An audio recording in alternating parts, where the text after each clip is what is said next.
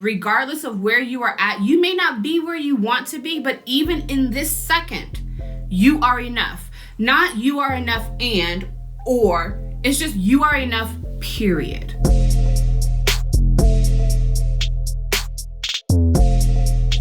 My name is Denee, and I'm the creator of the Curvy Fashionista, a plus-size fashion destination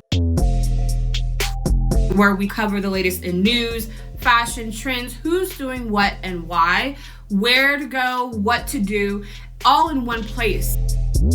When you know more, when you know the who, what, when, where, and why, you're more confident in your decisions, confident in your choices, and you feel more empowered. So that's kind of the approach I took when I started the Curvy Fashionista. It was really about how can I help women feel more confident about themselves, confident about their choices, confident about feeling and looking beautiful. Social media had really given us, the plus size woman, a voice to push back, to challenge, to directly attack those stereotypes, those misnomers, and it allowed for us to kind of help usher in plus size fashion today.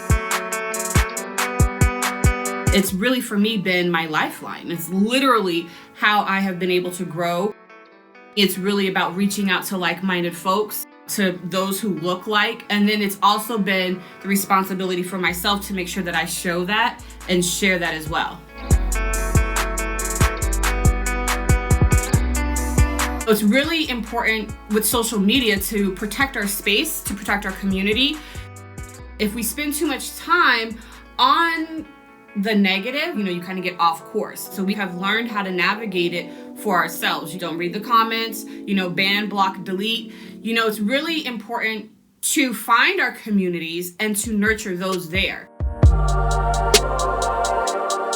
During this quarantine time, you can't write about the same things the same way because people's motivations are different. So for me, I may pose questions, and those answers serve as inspiration for content.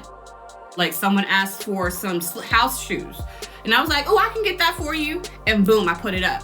Oh, someone wants some lingerie options. Boom, here you go. Where we used to post 2 to 3 times a day, you're lucky if you get one post. You're lucky. I don't have the contributors anymore. And so for me, it's like, what can I do and not beat myself up if I don't have that content? So this is, again, giving myself grace and space to be like, it's okay to not be okay, Marie. Like, let your Virgo, Cap, Moon tendencies, relax those. Woo-saw, and it's okay. Gwen DeVoe is one. Gwen DeVoe is the creator of Full Figured Fashion Week. Had it not been for her, the Curvy Fashionista would be in a completely different direction. In 2009, I started working with her and her team. She really helped me understand the business side of plus. And she's still a motivation, a inspiration to this very day. Gabby Fresh, I appreciate what she has done in her own way through pushing the envelope in fashion. She has really helped usher in visibility and style in a way that we hadn't seen in this space. I will say, Queen Latifah is like bae to me.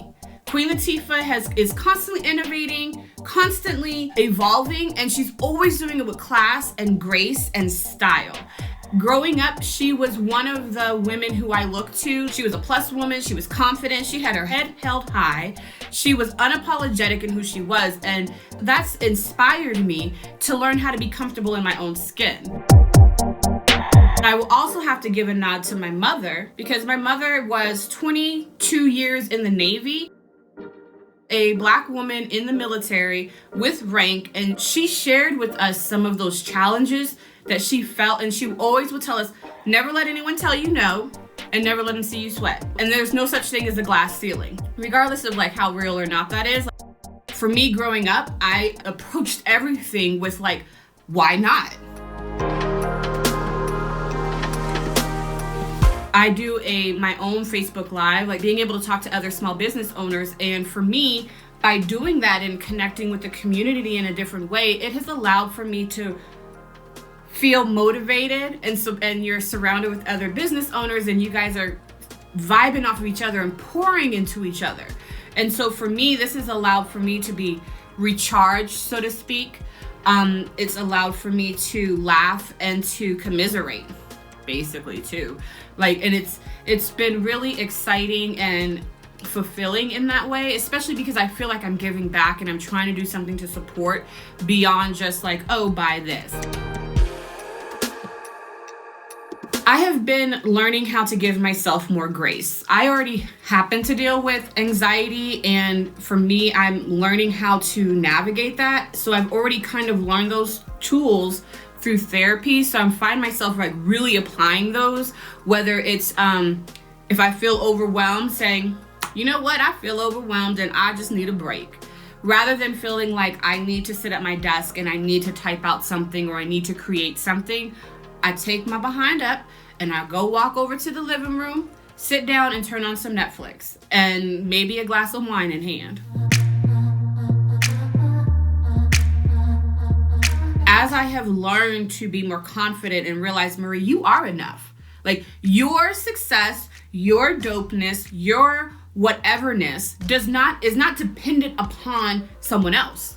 That is who you are. This is who you've been called to be. This is your purpose. When you realize that courageousness, that boldness, all the things that describe audacity, you really start to learn how to become the woman that you've been called to be. You are enough is the underlying message in that.